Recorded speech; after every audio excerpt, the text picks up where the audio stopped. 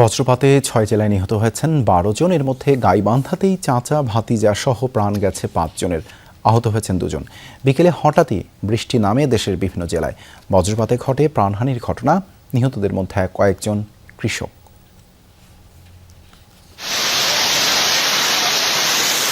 তীব্র গরমের পর দেশের বিভিন্ন জেলায় স্বস্তির বৃষ্টি, তবে এরই মধ্যে কয়েক জেলায় বজ্রপাতে ঘটল হতাহতের ঘটনা।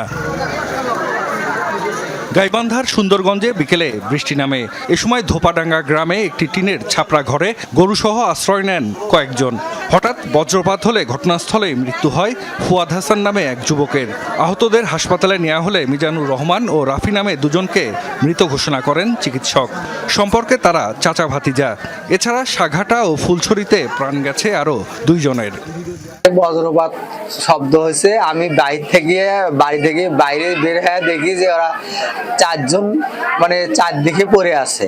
সেদের ওখানে দাঁড়াচ্ছে, ওখানে আরো একটা ছেলে মিজান বা ওই প্রতিবেশী ও ওখানে স্পটেই মারা গেছে বাবারে।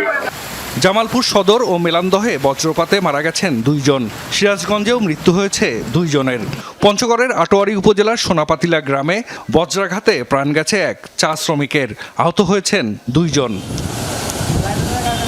নাটোরের সিংরাজ চলনবিলে ধান কাটার সময় বজ্রপাতে নিহত হয়েছেন সম্রাট নামে এক শ্রমিক।